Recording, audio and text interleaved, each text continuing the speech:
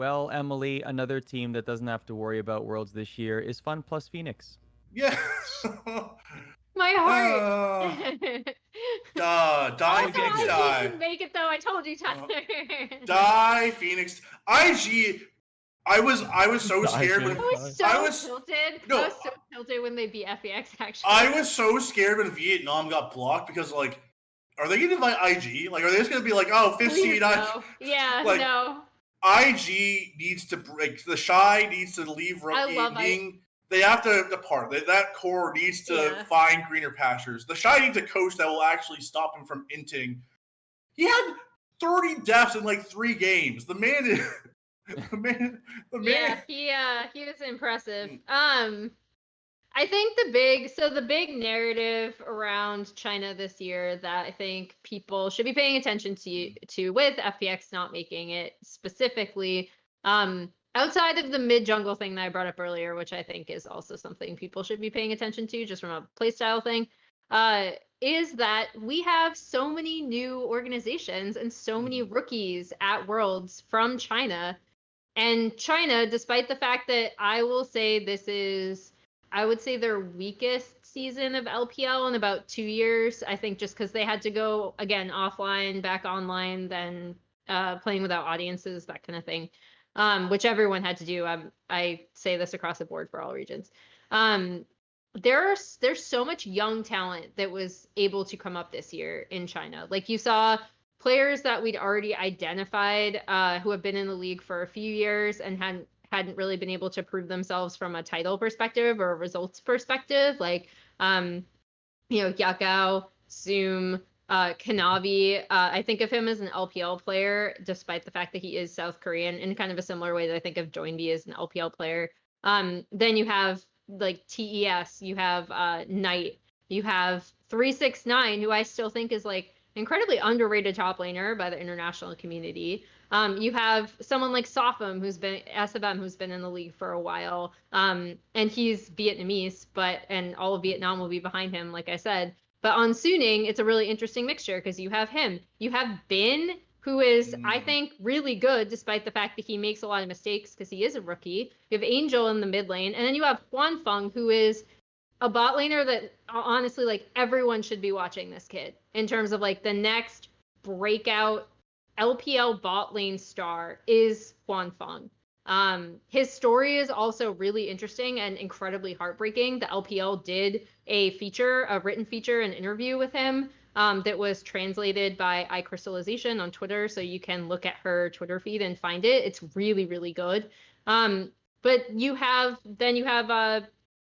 LGD, who has been here before.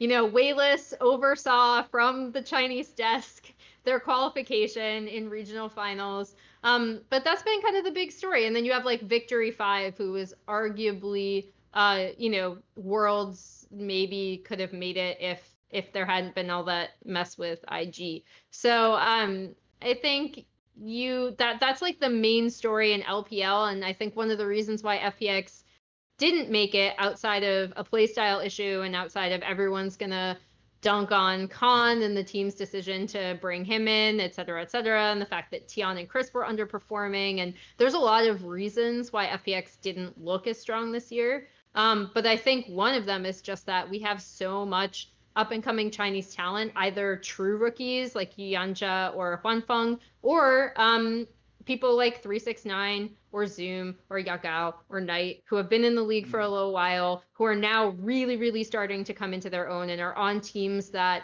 draft well around how they play, that really make the most of their play style. So I'm actually really happy with all 4 Chinese teams that are going. I'm sad that FPX doesn't get to defend their title. I would have liked to see them qualify. As much as I love IG, I'm not as sad that they didn't. Yeah.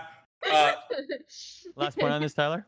I wholeheartedly agree, and I agree that I was talking to my editor today, and he asked me, what is the storyline of the 2020 Worlds? Outside of the COVID thing, outside of that, what is kind of the stories what's the overarching storyline? And I said, this might be the start of a new era. And obviously it's the 10th year, you would feel like this is a new chapter beginning. But if you look at every major region, China, You have Knight leading the pack. You have South Korea. You have Chovy and Showmaker and Kyria leading the pack of the new generation there. Look over at Europe. You have the Mad Lions and the Larsons of Rogue, and you have all this young talent, coming from there. And then you have North America, where we have Tactical, and that's it. We have Tactical, baby. We got one player, one. You have Spica.